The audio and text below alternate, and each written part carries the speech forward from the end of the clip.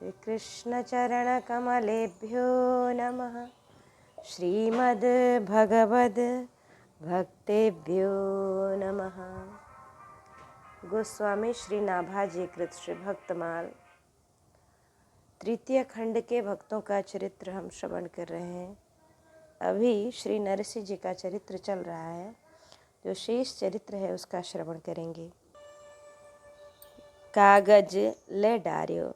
इस समस्त लीला को श्री प्रभु जी देख रहे थे कि भगवान ने अंतरिक्ष से उस गिरबी पत्र को श्री नरसिंह जी के गोद में डाल दिया।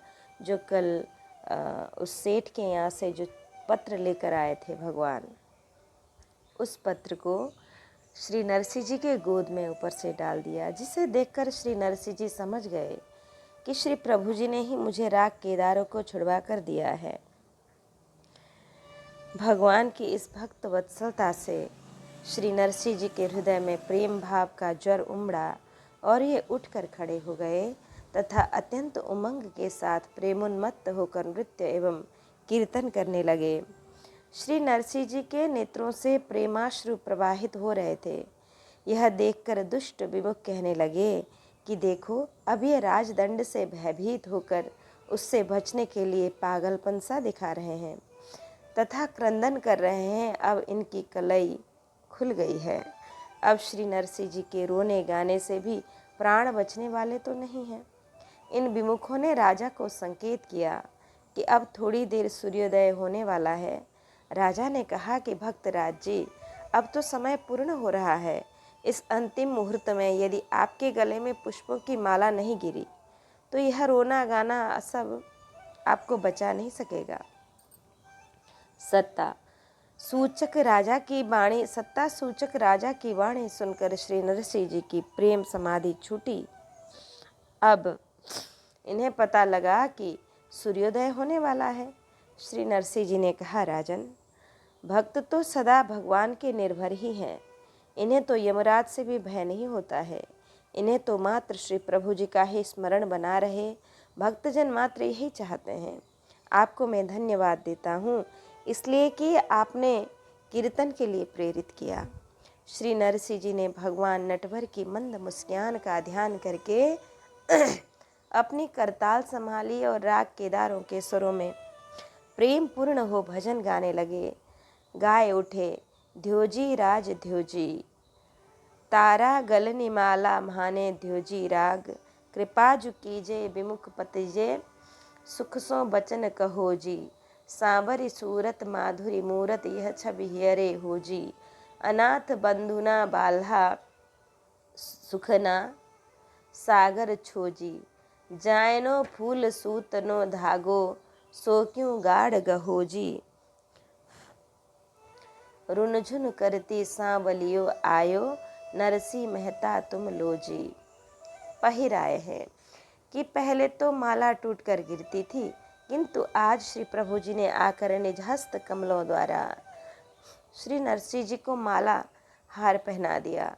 विमुख खिसाने कि विमुखजन अति लज्जित हुए और लंबी लंबी श्वासें लेने लगे, क्योंकि अब सभी को श्री नरसिंह भक्त जी की प्रशंसा, अब सभी लोग नरसिंह भक्त जी की प्रशंसा कर रहे थे।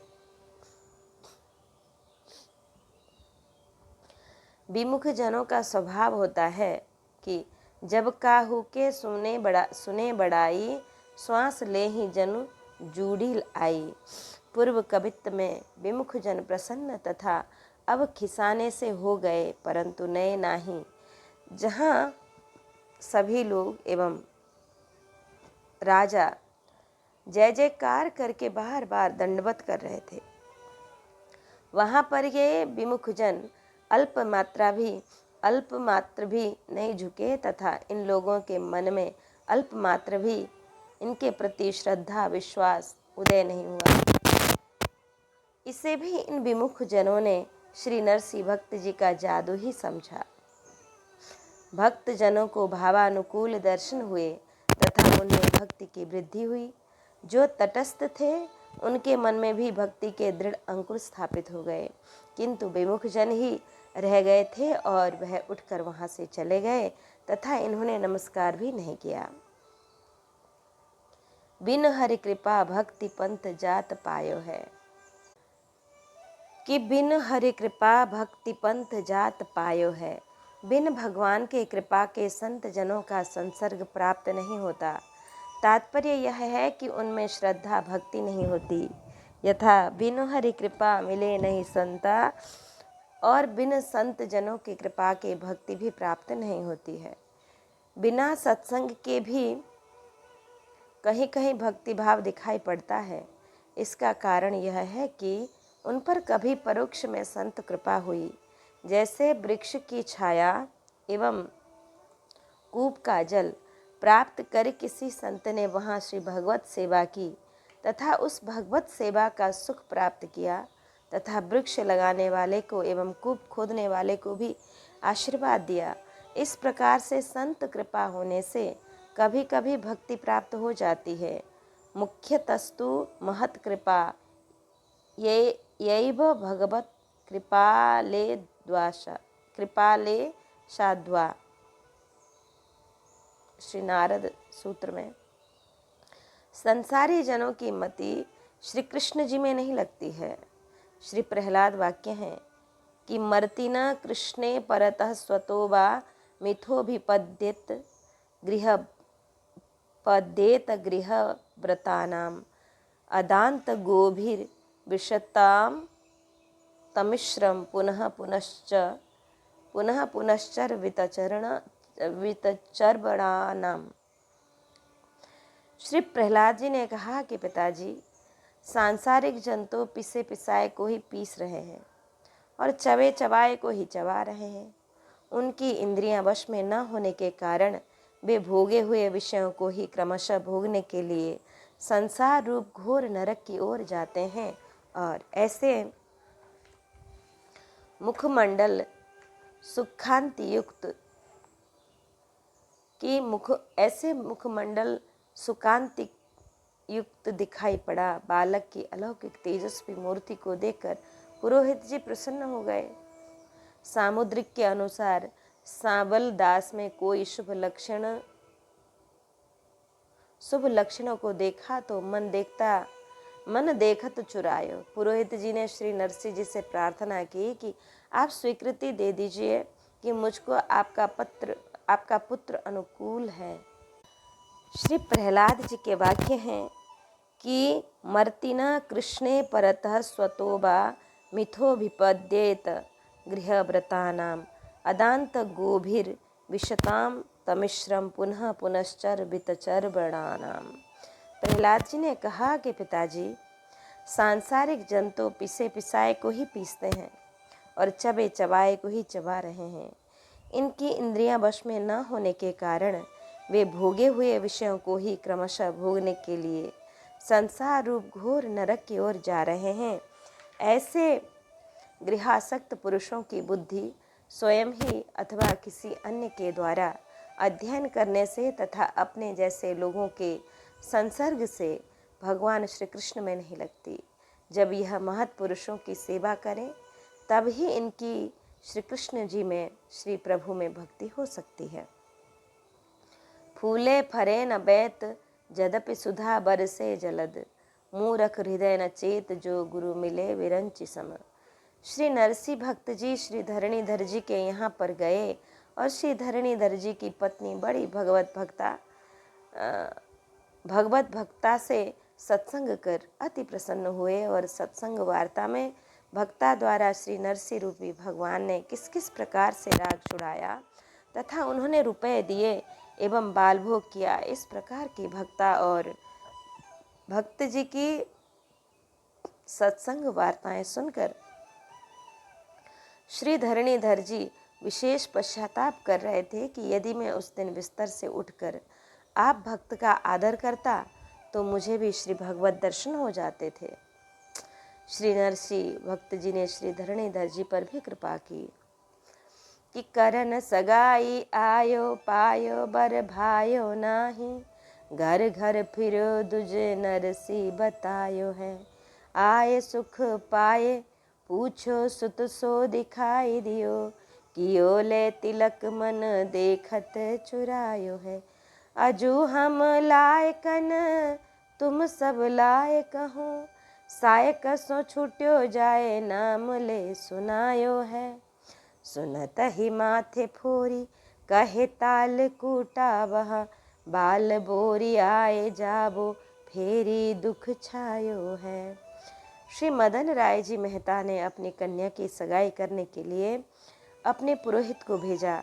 वह पुरोहित जी घूमते फिरते जूनागढ़ को आए और उन्होंने प्रत्येक ब्राह्मण के गृह गृह में जाकर वर की खोज की।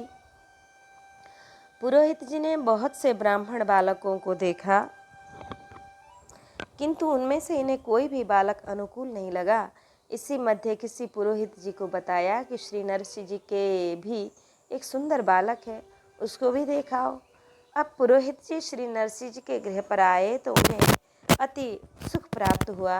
तो श्री पुरोहित जी ने इनके पुत्र के संबंध में पूछा, तो श्री नरसिंह जी ने पुत्र को बुलाकर इन्हें दिखा दिया। देखते ही पुरोहित जी उस बालक पर रीझ गए। बालक ने इनके मन को चुरा लिया और तत्काल ही पुरोहित जी ने अपनी झोली से अक्षत निकाल कर तिलक कर दिया। श्री नरसिंह जी ने पुरोहित जी से कहा कि लड़की के पिता तो धनीमानी एवं प्रतिष्ठित व्यक्ति हैं, इसलिए मैं उनसे विवाह करने योग्य नहीं हूँ। पुरोहित जी ने श्री नरसिंह जी से कहा कि अजी भक्त जी, आप कैसी बातें करते हैं? आप तो समस्त प्रकार से योग्य हैं तथा श्रेष्ठ हैं। मैं समझ बूझ कर ही आपके सुपुत्र का तिलक करके श्री मदन राय जी मेहता की कन्या से संबंध तय कर दिया है मैंने। इस प्रकार से कहकर पुरोहित जी बाण के बेग की भांति गए और जाकर इन्होंने अपने यजमान कन्या के पिता को समस्त वृत्तांत सुना दिया। यह सुनते ही कन्या के पिता ने अपना माथा ठोक कर कहा कि अरे, वह तो तालकुटा निर्धन ब्राह्मण है, तुमने तो मेरी पुत्री को कुएं में डुबो दिया। शीघ्रातिशीघ्र जाओ और तिलक को वापस ले आओ। मुझको उस लड़की के साथ में अपनी कन्या का विवाह नहीं करना है। यह सुनकर पुरोहित जी को अपार कष्ट हुआ। करण सगाई। गुजरात में वडनगर नाम का एक शहर है, उसमें रहने वाले श्री मदन राय जी मेहता प्रतिष्ठित नागर ब्राह्मण थे। ये एक राजा के दीवान थे। लगभग 10 लाख की संपत्ति उनके पास में थी। उनकी पुत्री जूठी बाई सुरसेना विवाह के योग्य हो गई थी। इधर उधर वह वर की खोज करने पर भी उनकी प्रतिष्ठा के अनुरूप घर तथा वर नहीं मिला। तब इनके बड़े बूढ़ों ने सलाह दी कि जूनागढ़ में नागर ब्राह्मणों के 700 घर हैं और वहाँ बड़े बड़े धनीमानी रहते हैं, अतः वर की वहीं पर खोज करनी चाहिए। श्री मदन राय मेहता ने अपने कुल पुरोहित जी को बुलाकर उनसे कहा कि आप मेरा पत्र ले जाकर जूनागढ़ जाइए। मेरा पत्र लेकर आप जूनागढ़ जाइए। वहाँ पर सारंगधर जी नाम के मुखिया रहते हैं, वे मेरे सहपाठी हैं। उनकी सहायता से आप किसी सुयोग्य लड़के के साथ जूठी बाई का संबंध कराओ। पुरोहित जी 1-2 ब्राह्मणों को अपने साथ में लिए रथ पर बैठकर जूनागढ़ चले आए और सारंगधर जी के यहाँ ठहरे। पत्र पाकर सारंगधर जी लड़कों को दिखलाने के लिए चले। अपने इष्ट मित्रों के बहुत से लड़के दिखाए। इन वस्त्राभूषणों से सजे बालकों के साथ वार्तालाप कर पुरोहित जी ने इन सभी बालकों को अनुकूल नहीं स्वीकारा। इससे सारंगधर जी मन ही मन विशेष रुष्ट हो गए और उन्होंने निश्चय किया कि अब मैं पुरोहित जी को ऐसी जगह भेजूं जहां सगाई करने से इनमें असंतोष बने तथा श्री मदन राय मेहता को पछताना पड़े। और उनके अनुकूल न हुआ तो परिहास ही होगा। सारंगधर जी बोले कि पुरोहित जी, आप इसी मार्ग से चले जाइए। वहाँ पर एक मंदिर में श्री नरसिंह भक्त जी रहते हैं, उनके भी एक लड़का विवाह के योग्य है, आप उसको देख लीजिए। पुरोहित जी भी सारंगधर जी से ऊब गए थे, अतः स्वयं ही श्री नरसिंह जी के गृह पर आए। इस समय भक्त राज जी संकीर्तन में मग्न थे। इनके यहाँ पर अति शांत एवं सात्विक वातावरण था तथा पुरोहित जी को इनके यहाँ पर भगवान के दर्शन कर अति आनंद प्राप्त हुआ। संकीर्तन समाप्त कर श्री नरसिंह जी ने अतिथि देव श्री पुरोहित जी का यथा योग्य सत्कार किया तथा श्री भगवत चरणामृत प्रसाद दिया। तत्पश्चात श्री नरसिंह जी ने प्रश्न किया कि आप कहाँ से पधारे हैं। पुरोहित जी ने श्री नरसिंह जी से कहा कि मैं बड़नगर निवासी श्री मदन राय मेहता जी का पुरोहित हूँ। उनकी कन्या के लिए वर की खोज में हूँ। आपके सुपुत्र को देखना चाहता हूँ। श्री नरसिंह जी ने सांवल दास को बुलाकर श्री पुरोहित जी को दिखा दिया। सांवल दास का सुंदर मुखमंडल सुकांति युक्त दिखाई पड़ा। बालक की अलौकिक तेजस्वी मूर्ति को देखकर पुरोहित जी बड़े प्रसन्न हो गए। सामुद्रिक के अनुसार सांवल दास में कोई शुभ लक्षण को देखा तो मन देखत चुरायो है। श्री पुरोहित जी ने श्री नरसिंह जी से प्रार्थना की कि आप स्वीकृति दे दीजिए, मुझको आपका पुत्र अनुकूल है, मैं संबंध करने के लिए तैयार हूँ। श्री नरसिंह जी कुछ कहना ही चाहते थे कि कियो ले तिलक श्री नरसिंह जी ने अपनी स्थिति प्रकट करते हुए कहा कि श्री मदन राय जी तो बड़े आदमी हैं, हम धनमान में उनके तुल्य नहीं। आपको ज्ञात है कि यस्यास्ति वित्तं स नरः कुलीनः स पंडितः स श्रुतिमान गुणज्ञः स एव वक्ता स च दर्शनीयः सर्वे गुणा कांचन माश्रयन्ति। श्री भर्तृहरि जी का श्लोक है कि जिसके पास धन है वह कुलीन है, वह पंडित है, वही वेदविद है, वही गुणवान है, वही वक्ता और वही दर्शनीय है। समस्त गुण एक धन के ही आश्रित है। इस नीति के अनुसार न मैं कुलीन हूँ और न गुणवान और न पंडित ही हूँ, मैं तो मात्र भगवान नाम पर ही निर्भर रहा करता हूँ। अतः अजो हम लायक न। पुरोहित जी ने श्री नरसिंह जी से कहा कि तुम समस्त प्रकार से हमारे अनुकूल हो। जिसमें सत्य है, भक्ति है, दैन्य है, वह समस्त प्रकार से योग्य है। मैं जहाँ जहाँ पर गया वहाँ पर मुझे मिथ्या, दंभ तथा अभिमान ही दिखाई पड़ा। अतः उन सभी में मुझको अयोग्यता ही दिखाई पड़ी, अयोग्यता ही ज्ञात हुई। श्री लक्ष्मी जी तो चंचला है, आती जाती रहती हैं। आप श्री हरिनाम के जापक यथार्थ में धनी हैं। कबीरा सब जग निर्धना, धनवंता नहीं कोई, धनवंता सो जानिए राम धनी जो होए। इस प्रकार से कहते हुए पुरोहित जी ने श्रीफल और स्वर्ण मुद्राएं देकर सगाई विधि संपन्न कर दी। श्री नरसिंह जी ने जैसे भगवत इच्छा कहकर अपनी निर्लिप्तता प्रकट कर दी। श्री नरसिंह जी के हृदय में हर्ष विषाद लेश मात्र भी नहीं था, किंतु सांवल दास की माता को अवश्य अपार हर्ष हुआ। ये सोचती रहती थी कि मुझ निर्धन के पुत्र को से कौन अपनी कन्या का विवाह करेगा। यह समाचार सुनकर जूनागढ़ में अति शीघ्र ही ख्यात हो गया। द्वेषी जनों को अति ईर्ष्या हुई। ये सभी सारंगधर के चबूतरे पर एकत्रित हो गए और आपस में वार्तालाप करने लगे कि यह संबंध उचित नहीं हुआ है। पुरोहित जी ने अनुचित कार्य किया है। पंचायत करके सारंगधर ने श्री मदन राय जी मेहता को पत्र लिखा कि आपके पुरोहित जी को मैंने अच्छे अच्छे घर तथा वर दिखाए, किंतु उन्होंने मेरी बात न मानकर एक भीख मंगा तालकुटा नरसी के पुत्र के साथ सगाई कर दी है। इससे आपकी मान प्रतिष्ठा में हानि हुई तथा और भी होगी। अतः आप स्वयं आकर इस संबंध को वापस कर जाइए। पुरोहित जी जब तक बड़नगर पहुंच भी नहीं पाए थे कि ईर्ष्यालुओं का पत्र प्रथम में ही श्री मदन राय जी के निकट पहुंच गया। श्री पुरोहित जी के मन में अपार हर्ष था। अतः ये जूनागढ़ से सायक सो छूट्यो वाण की भांति वेग से बड़नगर पहुंचे और घर तथा वर की प्रशंसा करते हुए कहा कि कन्या सहित आप सभी के बड़े भाग्य है जो कि यह संबंध हुआ है।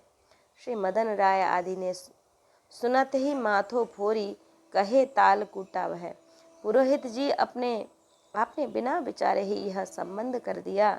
उसके साथ न तो कोई बारात में ही आवेगा और न वह मेरी प्रतिष्ठा के अनुरूप ही वस्त्राभूषण तथा बाजा गाजा ही लावेगा। इसमें मेरी प्रतिष्ठा में तो हानि ही होगी और उसके गृह में मेरी पुत्री दुख ही पाएगी। अतः आप जाइए और इस सगाई को वापस कराइए।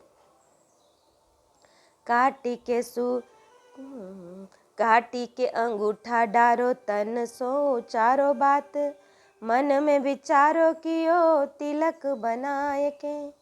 जाने सुता भाग ऐसे रहे सोच पागी, सब आवे जब ब्याही वे को धन दे घाय के।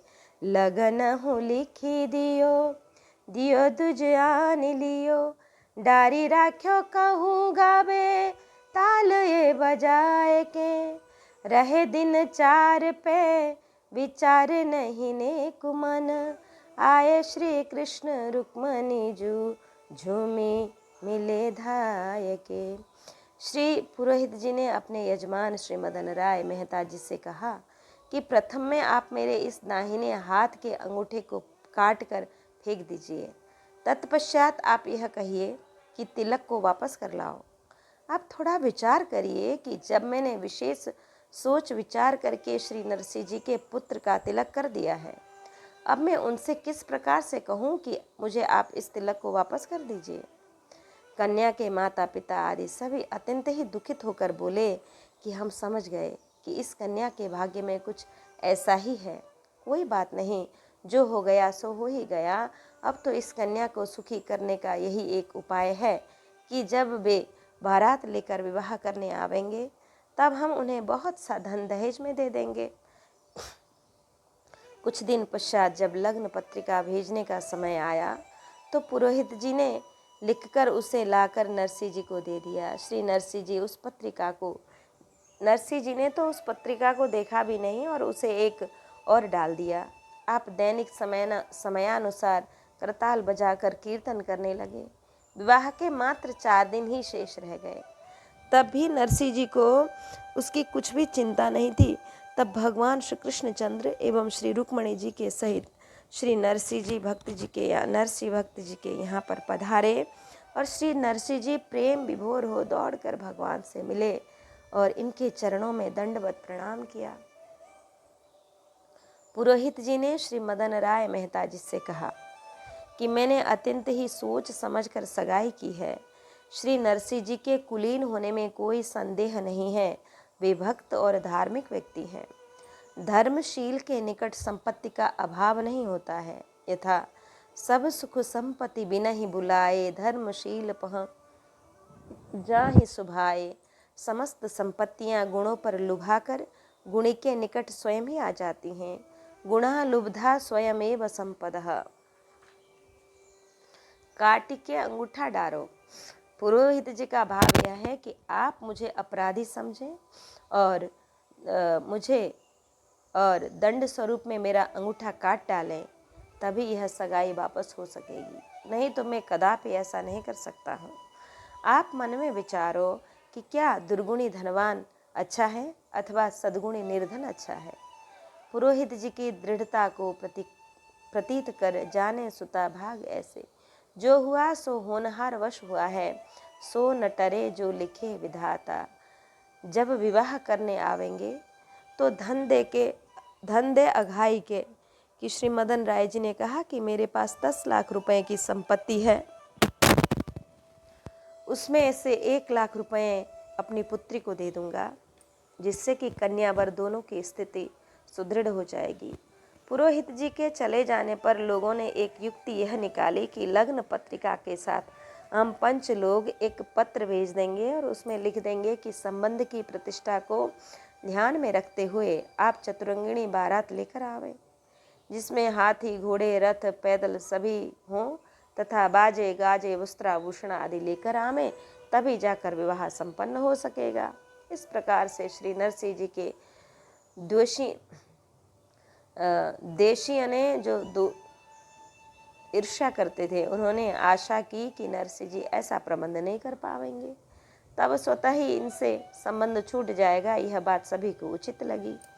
विधिवत लग्न पत्रिका लिखी गई पुरोहित जी लग्न पत्रिका को लेकर चले तो पंचों ने एक पत्र दिया, उसे भी पुरोहित जी ने ले लिया और पंचों के समक्ष पुरोहित जी कुछ भी न कह सके जूनागढ़ में आकर सविधि लग्न पत्रिका दी।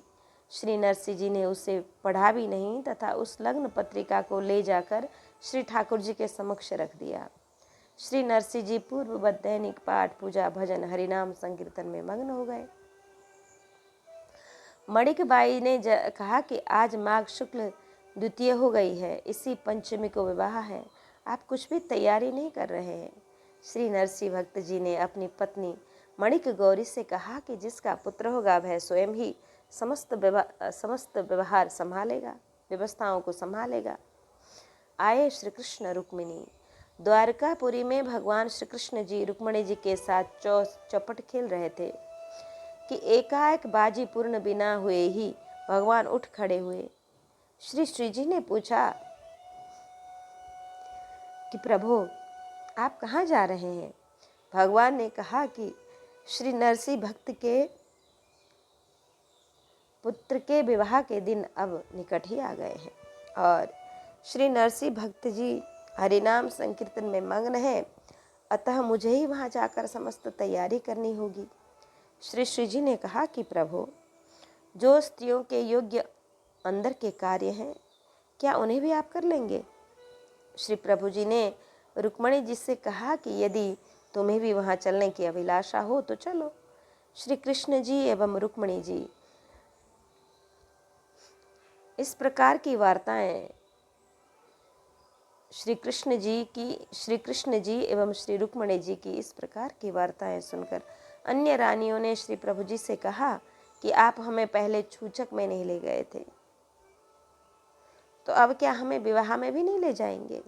भगवान ने समस्त रानियों को तथा समस्त यादवों को एवं समस्त सेवकों को अपने साथ विवाह में चलने की आज्ञा दे दी। भगवान का रथ आते ही जूनागढ़ में शोरगुल हो गया कि श्री नरसिंह जी के प्रिय मित्र श्री सावल सेठ आ गए हैं। सभी लोगों ने आकर निज निज भावानुसार उन्हें देखा।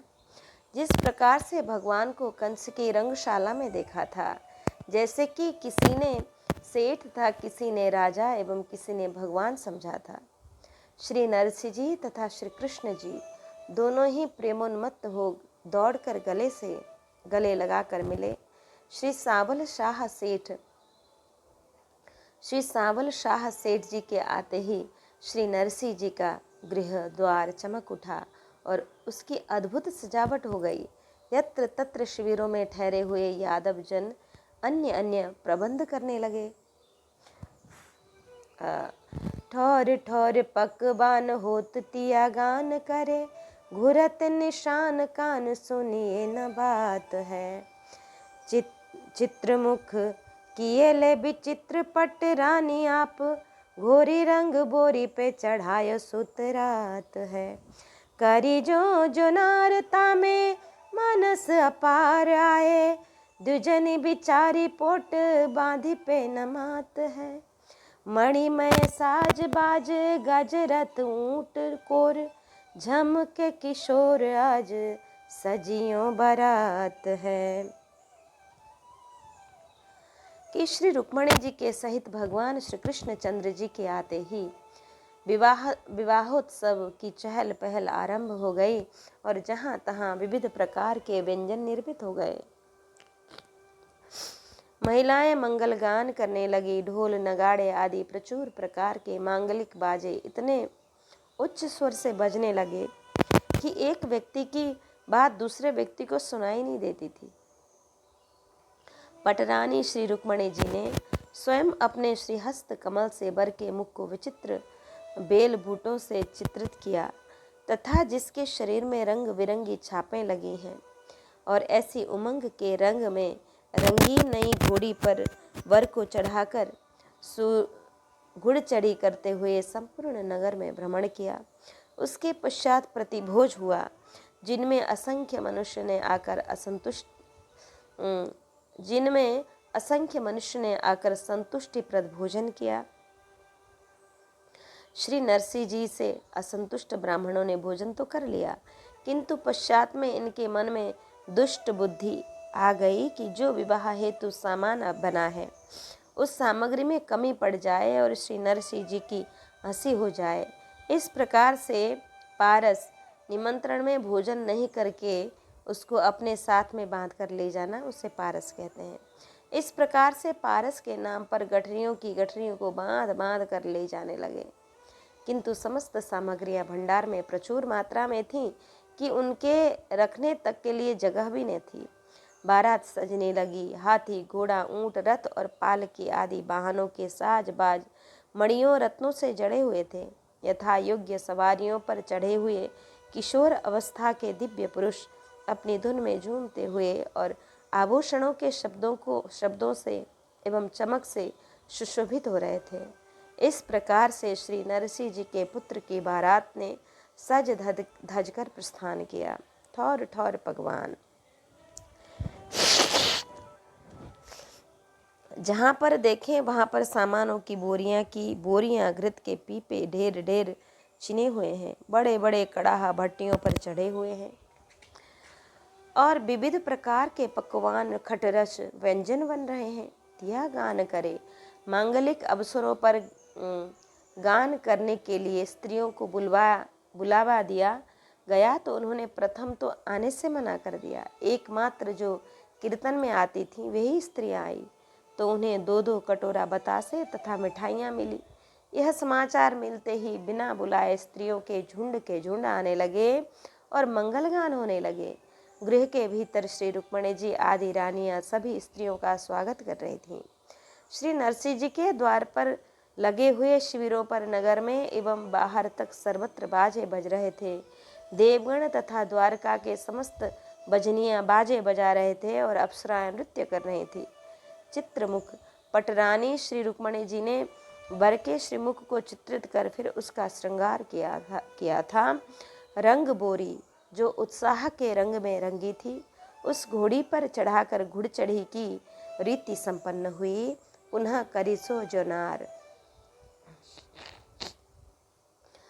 की जनार में समस्त जातियों के सभी स्त्री पुरुषों का निमंत्रण किया गया था, जिसमें कि भोजनार्थ अपार मनुष्य आए हुए थे, जो कि स्वर्गलोक तथा अन्य लोगों से भी पार्षदगण मनुष्य का रूप धारण करके आए थे, इसलिए संख्या अपार हो गई थी। ग्राम के कुछ नागर ब्राह्मण थे जो कि श्री नरसिंह जी से ईर्ष्या करते थे। उन्होंने बिचारी पोट बांधी कि उन दोषियों ने अपने मन में विचार कर आपस में निर्णय किया कि यह सांबल शाह सेठ छूछक देने पहुंच गया और इसने हुंडी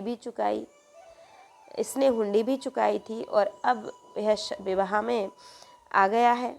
तो अब तो ऐसा करो कि परोसने का प्रबंध अपने हाथों में लेकर तथा सामान की पोटरियां बांध बांध कर अपने अपने घर में रख लो, जिससे इसका दिवालिया ही निकल जाए और फिर नरसिंह के बुलाने पर भी कोई ना आवे। इस प्रकार से सलाह कर श्री नरसिंह जी के दोषी जन श्री साबल शाह से आकर बोले कि सेठ जी, हम लोग परोसने का कार्य संभाल लेंगे, आप निश्चिंत रहें। भगवान ने हाँ कर ली।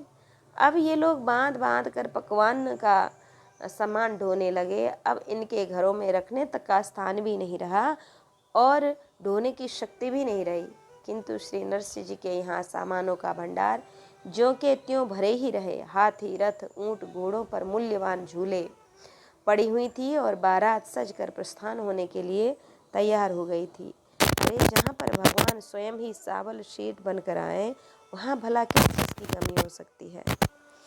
प्रभु के पीछे पीछे लक्ष्मी जी भागती हैं, तो यहाँ भला किसकी कमी होने लगी। नरसिंह कहे गहे हाथ तुम साथ चलो, अंतरिक्ष में हूँ चलो इन्हीं बात मानिए। कहिया जू जानो तुम मैं तो ही आनो, यह लहे सुख मन मेरो फेंट ताल आनिए। आप ही बिचारी सब भार सो उठाई लियो, दियो डेरा पूरी समधि की पहचानिए। मानस पठाए दिन आयो पे न आए, अहो देखे छवि छाए नर पूछे जो बखानिए। जब बारात चल पड़ी तब श्री ठाकुर जी ने श्री नरसिंह जी का हाथ पकड़कर कहा कि आप बारात के साथ साथ चलो, इतनी मेरी बात मान लो, मैं गुप्त रूप से बारात की सभी प्रकार से देखभाल करता चलूँगा। श्री नरसिंह जी ने कहा, प्रभु आप जानो और आपका काम जाने, जो चाहो सो करो। मुझे तो आनंद इसी में है कि आपके इस सुंदर स्वरूप को मैं अपने हृदय में धारण कर लूं और कमर कसकर हाथ में करताल लेकर आपके गुणानुवाद गाता रहूं। तब भगवान ने विचारा कि इनसे तो कुछ होने वाला नहीं है, अतः संपूर्ण कार्यभार अपने ऊपर ही ले लिया। बारात चढ़कर समझी जी के ग्राम में पहुंच गई और चारों ओर यत्र तत्र सर्वत्र बाराती लोग शिविर लगाकर ठहर गए। कन्या पक्ष के लोगों को पता नहीं, वे चिंता करने लगे कि विवाह की लग्न समीप आ गई और बारात अब तक नहीं आई।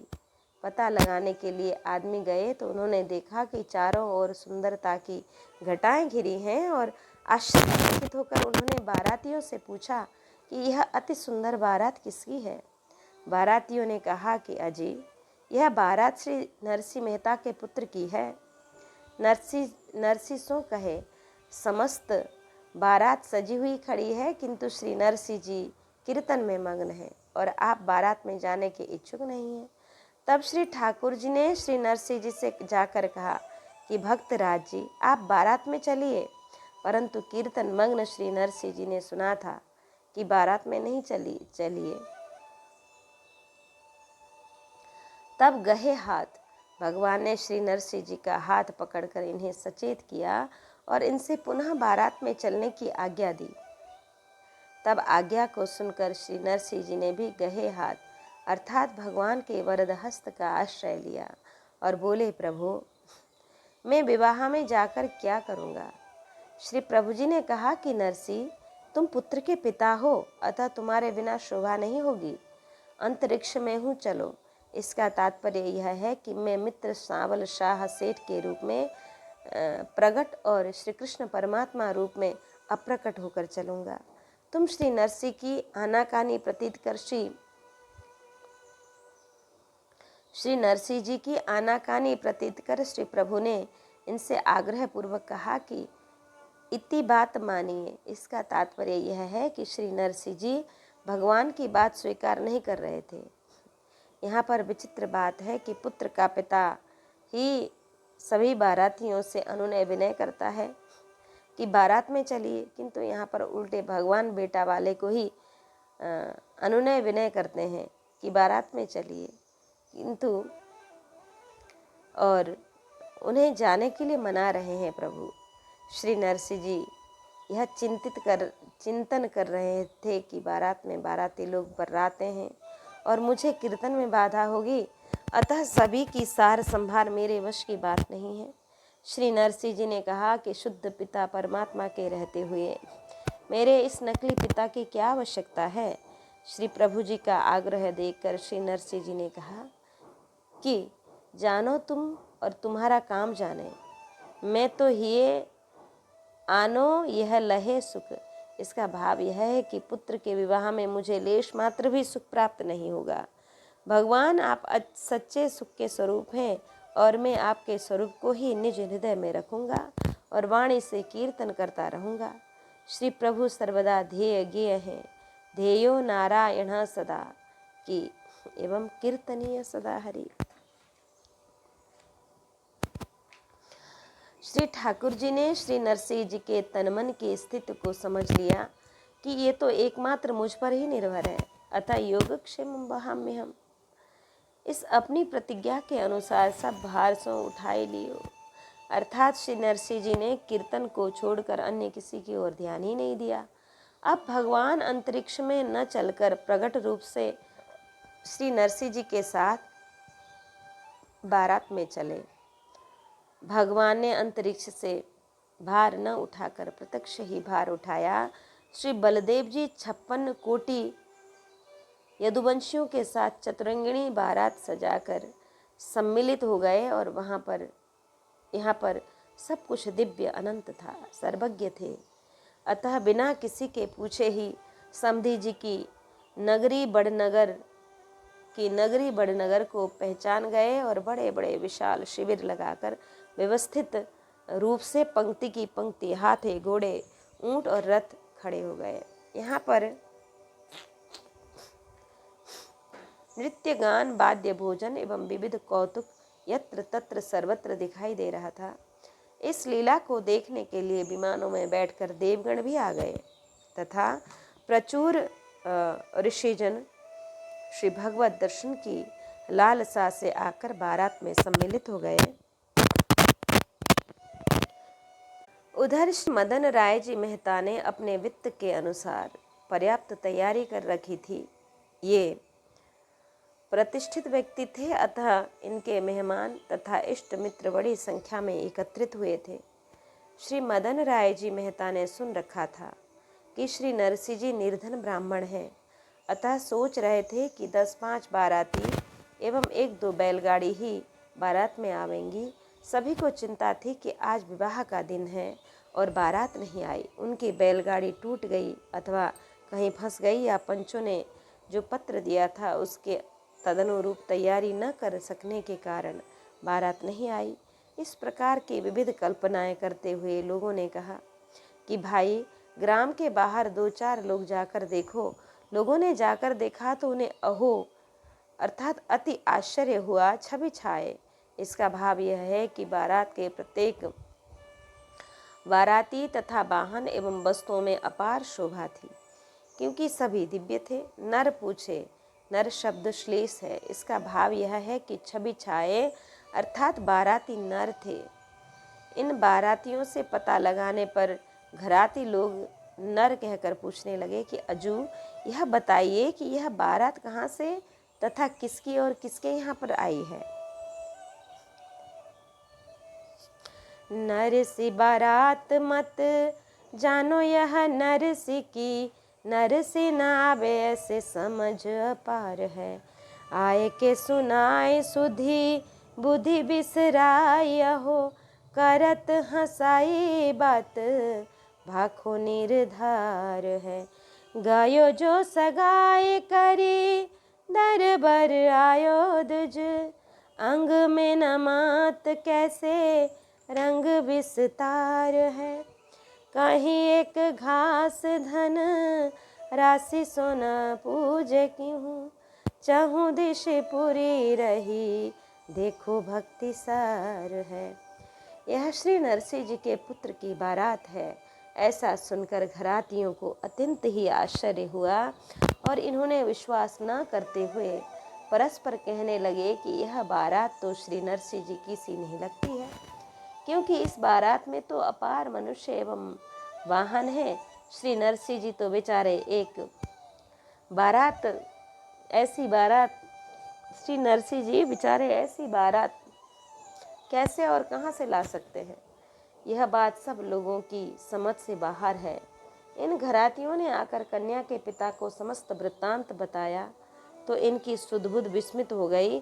पुनः श्री मदन राय जी सावधान होकर कहने लगे कि आप लोग कहीं मुझसे हंसी तो नहीं कर रहे हैं। हंसी न करो, यथार्थ में बताओ। इसी मध्य जिन पुरोहित जी ने सगाई की थी वह भी बारात को देखकर आए और पुरोहित जी अपने मन में बड़े प्रफुल्लित बड़े खुश हो रहे थे कि वह भी बारात को देखकर आए और पुरोहित जी मन में बड़े खुश थे। तो कहने लगे कि श्री मदन राय जी, आपके पास जितनी धनराशि है उससे तो बारात के घोड़ों की घास का भी पूरा पड़ने वाला नहीं है। आप श्री मदन राय जी स्वयं बारात को जाकर देखिए तथा बड़नगर के चारों ओर बारात ही बारात भरी हुई है। उस बारात का अंत नहीं दिखता मुझे। यह श्री नरसिंह मेहता की भक्ति का प्रताप है। अतः भक्ति तत्व ही सार है और सब असार है। नरसी बारात। यत्र तत्र घरातियों के पूछने पर समस्त बारातियों ने कहा कि नरसी बारात अर्थात जूनागढ़ से श्री नरसिंह मेहता जी की आई है। यह सुनकर घराती की मत जानो यह नरसिंह की, अर्थात यह बात श्री नरसिंह जी की लाई होती कि यह बारात नरसिंह जी की लाई होती तो मनुष्य की सी होती, किंतु यह बारात तो देवताओं की सी है। तीसरे ने कहा कि नरसिंह न पावे ऐसी समझ। अतः श्री नरसिंह जी ही नहीं अर्थात कोई भी मनुष्य चाहे वह पृथ्वी का सम्राट ही क्यों न हो, वह ऐसी बारात एकत्रित कर ही नहीं सकता। इस पर प्रश्न हुआ क्यों, तो कहते हैं कि अपार है, अर्थात हाथी, घोड़े, रथ, ऊंट आदि वाहनों की संख्या नहीं है, वे तो अपार हैं और उनकी शोभा भी अपार है तथा बाजे गाजे भी अपार है। बारातों के इतिहास ग्राम में कहे सुने जाते हैं, अमुक बारात में इतने वाहन थे, इतने मनुष्य थे आदि। अतः लोगों ने गणना करना चाहा, किंतु ऐसा चमत्कार था कि वे लोग अधिक प्रयत्न करने पर भी बारात की गणना नहीं कर पा रहे थे, नहीं कर सके। अतः वे पराजित होकर बोले कि समझ अपार है, अर्थात इस बारात को समझना अपार है, ये नहीं समझा जा सकता कि अपार समझ लीजिए। अतः श्री रघुराज सिंह जी लिखते हैं कि नख सिख रतनन सो जटित प्रगटे सुभट अपार, बजे हजारन वाद्य बहु मधुर शब्द नहीं पार। ऐसी थी विवाह की बारात। एक और गैयर गरट टन के ठट्ठर ठाड़े, एक और हैयर हजारन विराजही, स्यानंद अमंद मानो मार के संबारे का सर्व, प्यादे अर्भ खर्व सुर गर्भ को पराजही, प्रगटे अकुंठित बैकुंठ के ही बाजे, तहाँ कुंठित करे जो देव राज हु के बाजी। भने रघुराज यदुराज ले समाज आयो, बिलसी बरात ऐसी नरसी के काज ही। दिव्य बारात, जो देवराज इंद्र के भी बारात में ऐसा नहीं होगा, इतनी सुंदर बारात भगवान श्री सावल शाह सेठ लेकर आए हैं नरसिंह जी के पुत्र के लिए।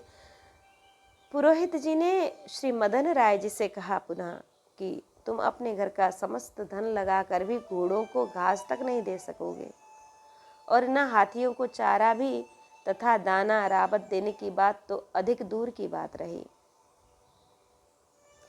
आप समस्त बारातियों के लिए जल मात्र का भी प्रबंध नहीं कर सकोगे तथा इन बारातियों को भोजन कराने का तो प्रश्न ही नहीं है। श्री मदन राय जी ने कहा कि ऐसा क्यों। श्री पुरोहित जी ने कहा कि चहुदिश पूरी रही, चारों दिशाएं बारात ही बारात से भरी हुई है और उसका और छोर तक नहीं दिखाई देता है। इसका कारण यह है कि देखो भक्तिसार है कि अर्थात अब तक तो भक्ति की महिमा आपने कदाचित शास्त्र पुराणों में पढ़ी होगी अथवा कहीं सत्संग में सुनी होगी, किंतु आज तो देखो, अर्थात प्रत्यक्ष इन्हीं चर्म चक्षुओं से देख लीजिए। श्री मदन राय जी कहते हैं कि क्या देख लूं। पुरोहित जी कह रहे हैं भक्ति सार है, अर्थात इस असार संसार में तो श्री भगवत भक्ति ही सार तथा सत्य तत्व है और इस बारात में भी भक्ति सार है, अर्थात बारात की अनंतता तथा उसकी शोभा की अनंतता में मूल कारण श्री नरसिंह जी की भक्ति ही है। श्री मदन राय जी, आप पूछेंगे कि इतनी अधिक संख्या में तथा ऐसी बारात कहाँ से आई है, तो इसका उत्तर यह है कि ऐसी बारात श्री नरसिंह भक्त जी के भक्ति प्रताप से ही आई है, क्योंकि श्री नरसिंह जी के पास भक्ति संपत्ति है और उनको इसका अहंकार भी नहीं है। मदन राय जी, आपके पास तो थोड़ी सी तुच्छ लौकिक संपत्ति है जिससे आपको उस धन का बड़ा भारी अभिमान भी है, अतः तुम भी देखो भक्ति सार है। श्री मदन राय जी, अब तो भक्ति से ही प्रतिष्ठित बच सकती है। श्री मदन राय जी, अब तो भक्ति से ही प्रतिष्ठा अपनी बच सकती है, अतः अब अहंकार त्याग कर भक्त भगवंत के भक्त बन जाइए। चले अचरज माने देखिए अभिमान गायो, लायो पाछो ब्राह्मण को हमें राख लीजिए, जाई गई पाए रहो भाई भरी दया करो, गए दृग भरे पांब परे कृपा कीजिए, मिले भरी अंक ले दिखाया सो मयंक मुख, हुजिए निसंग मुझे मार सुता दीजिए, ब्याह करी आए भक्ति भाव लपटाए सब, गाए गुण जाने जेते सुनी सुनी लीजिए। कि बारात का विचित्र विवरण प्राप्त कर कन्या का पिता भी बारात का निरीक्षण करने गया तो उस बारात को देखकर उसका अभिमान भी दूर जाता रहा और उसने उन्हीं पुरोहित जी का आश्रय लिया तथा इनसे बार बार प्रार्थना करने लगा कि आप कृपा करके मेरी लज्जा रख लीजिए, मैं आपकी शरण में हूँ। श्री पुरोहित जी ने श्री मदन राय जी से कहा कि आप सद्भाव पूर्वक श्री नरसिंह भक्त जी के श्री चरणों को पकड़ लीजिए और इनसे कहिए कि मुझ पर भक्त जी दया कीजिए। श्री मदन राय जी इस प्रकार से श्री नरसिंह जी से प्रार्थना कीजिए तो आपका समस्त कार्य बन जाएगा, अन्यथा इसके लिए और कोई अन्य मार्ग नहीं मुझे दिखता। इस प्रकार से पुरोहित जी के मुख द्वारा श्री मदन राय जी ने सुनकर निज नेत्रों से अश्रुपूर्ण हो श्री नरसिंह जी के चरण कमलों में गिरकर प्रार्थना की कि भक्त राज जी आप मुझ पर दया कीजिए। श्री नरसिंह जी मदन राय जी से वृक्ष स्थल लगाकर मिले और भगवान श्री श्याम सुंदर जी के चंद्र मुख का दर्शन कराया और श्री नरसिंह जी ने कहा कि श्री मदन राय जी आप अपना भार इन्हीं भगवान को सौंपकर निश्चिंत हो जाइए। परम समारोह के साथ श्री नरसिंह जी के पुत्र का विवाह संपन्न हुआ। घराती एवं बराती सभी जन भक्ति भाव में विभोर हो गए। श्री भक्तमाल के टीकाकार श्री प्रियादास जी कहते हैं कि श्री नरसिंह जी के जितने भी चरित्रों का मुझे बोध था उनका मैंने वर्णन किया। इन्हें श्रवण कर करके भक्ति भावमय जीवन धारण कीजिए कि चले अचरज मानी। कन्या के पिता श्री मदन राय मेहता जी को इन सभी की बातों पर जब पूर्ण विश्वास नहीं हुआ तब श्री मदन राय जी स्वयं बारात का निरीक्षण करने गए तो सभी ने जो कुछ भी बताया था वहाँ उससे भी कहीं अधिक दिखाई दी। इसका कारण यह है कि बारात वर्णनातीत था कि वर्णन कर ही नहीं सकते थे। अभिमान गयो। अब श्री मदन राय जी में धन्यता भाव आ गया और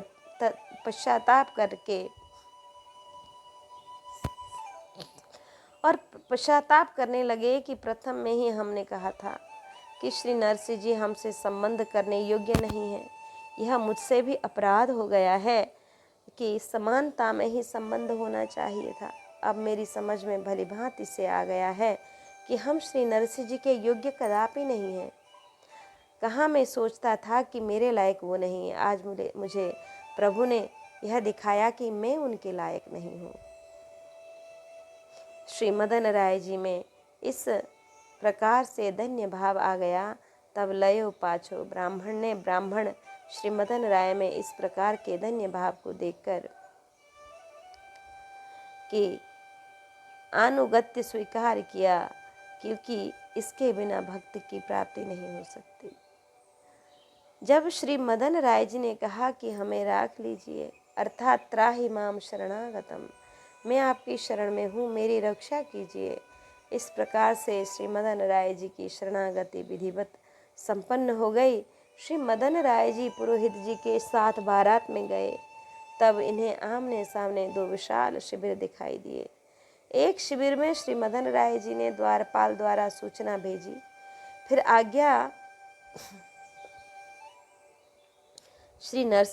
आज्ञा प्राप्त कर अंदर गए तो भगवान श्री कृष्ण विराजमान थे।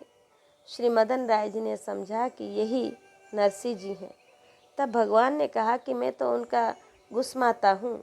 फिर श्री ठाकुर जी के साथ में श्री मदन राय जी चल दिए तो इन्होंने वहाँ जाकर देखा कि श्री नरसिंह जी संकीर्तन में मग्न हैं।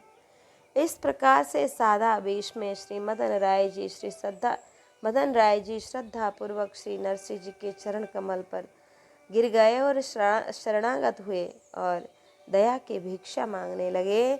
दयालु श्री नरसिंह जी ने श्री मदन राय जी को निज वक्षस्थल से लगाकर अपना सर्वस्व इन्हें ही सौंप दिया। इस प्रकार श्री नरसिंह जी का चरित्र बड़ा दिव्य हमने श्रवण किया कि भक्त का स्वभाव होता है कि उसे द्वेष करने वाले, घृणा करने वाला और उनसे विमुख कोई भी हो, उन्हें भी वो क्षमा कर देते हैं।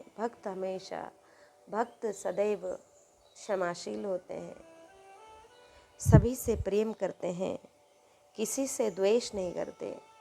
जो उनसे द्वेष करता था मदन राय, उनसे भी वो प्रेम से मिले और उन्हें उनको क्षमा कर दिया, क्योंकि भक्तों का स्वभाव ही क्षमाशील होता है। आज का प्रसंग यहाँ विश्राम लें, फिर कल आगे के प्रसंग को श्रवण